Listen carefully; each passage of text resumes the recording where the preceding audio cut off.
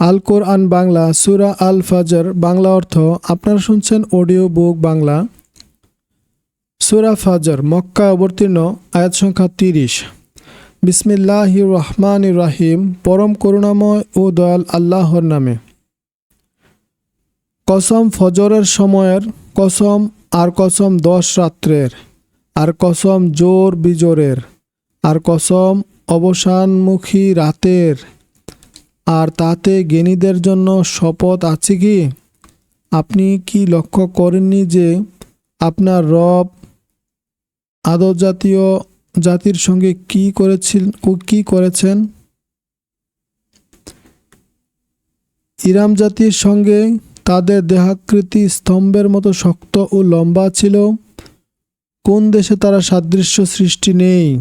আর সামুদকে, যারা উপত্যকার পাথর কেটে গৃহ নির্মাণ করত,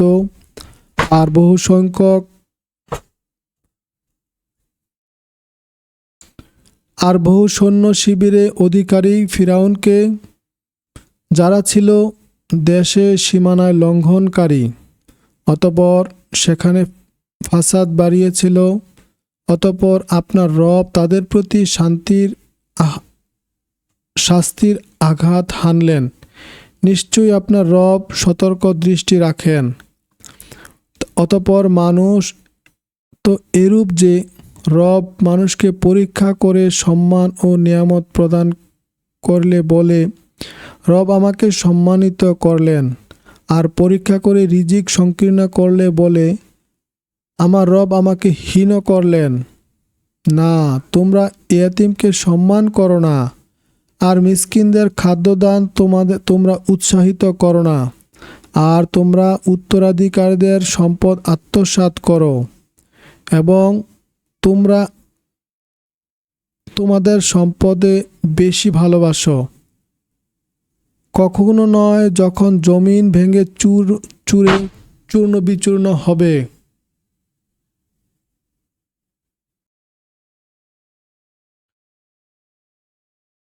আর যখন আপনার রব আসবেন, ফেরেশতারা সারিবদ্ধভাবে উপস্থিত থাকবে, আর সেদিন জাহান্নাম আনীত হবে। সেদিন মানুষ স্মরণ করবে, কিন্তু তখন এই স্মরণ তার কি উপকারে আসবে? সে বলবে, হায়, আর যদি আমার এই জীবনের জন্য পূর্বে কিছু পাঠাতাম। সেদিন তার শাস্তির ন্যায় শাস্তি কেউ দিতে পারবে না, আর তার বন্ধনের মতো কেউ বাঁধতে পারবে না। আল্লাহ অনুগতদের বলা হবে, হে প্রশান্ত আত্মা, তুমি তোমার রবের কাছে ফিরে আসো সন্তুষ্ট ও তার প্রিয় পাত্র হয়ে।